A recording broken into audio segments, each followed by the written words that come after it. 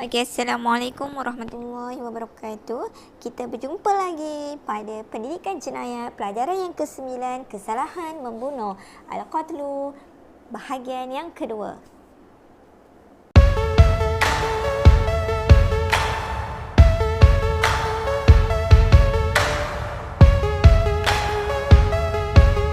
Kita sambung terus kepada tajuk subtopik syarat-syarat bagi kesalahan membunuh dengan sengaja pada muka surat 75 dan sambungannya pada muka surat 76. Okey, baiklah. Okey, untuk syarat-syarat bagi kesalahan membunuh ni, seperti kita maklum bahawa jenis-jenis pembunuhan ada 3. Maka syarat-syarat bagi kesalahan membunuh pun ada 3 ikut kategori jenis-jenis pembunuhan. Okey, maka kita tengok dulu yang pertama, syarat kesalahan membunuh dengan sengaja. Okey, ada 3 syarat dia. Yang pertama, mangsa hendaklah hidup sebelum berlaku pembunuhan. Bukan dah mati pun dikatakan dibunuh. Mesti hidup dulu.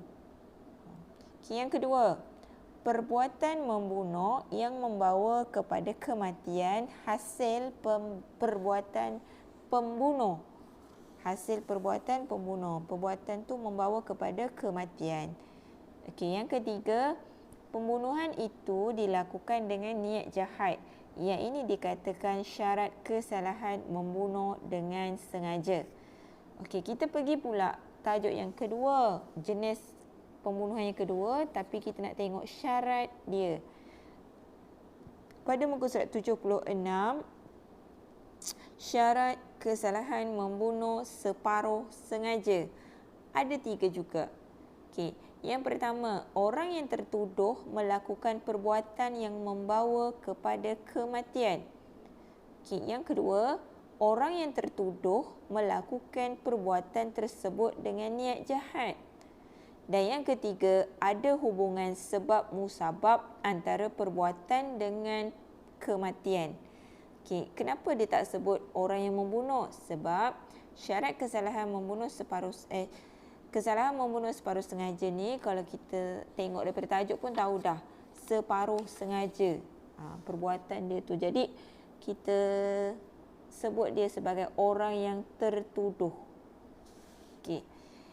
Dan yang ketiga, syarat-syarat bagi kesalahan membunuh dengan tidak sengaja. Okey, tidak sengaja dapat dibahagi kepada 2 bahagian. Okey, yang pertama, tidak sengaja pada niat atau silap anggapan.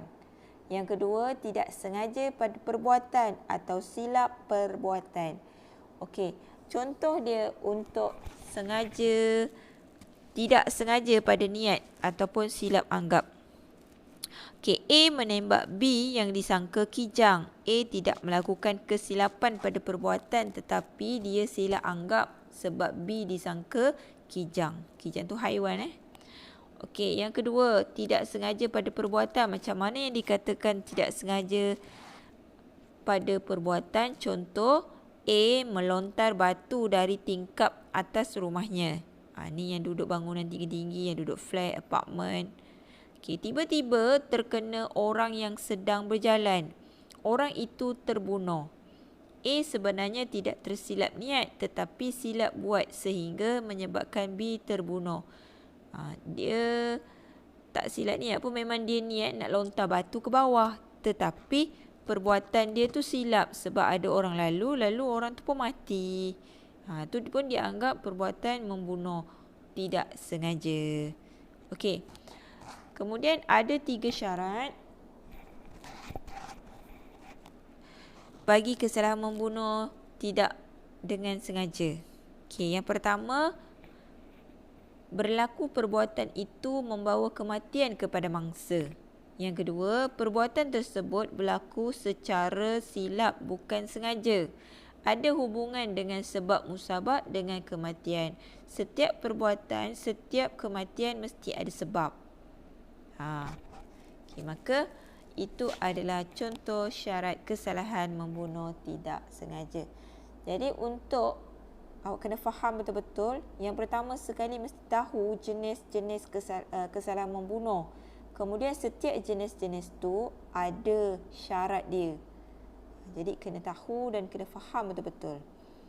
Okey, tajuk ini kita akan sambung nanti. Okey, itu sahaja daripada saya untuk tajuk kita hari ini. Dan kita akan berjumpa lagi untuk bahagian yang ketiga, empat dan seterusnya. Okey, wallahu alam. Hiasi diri, hiasi peribadi.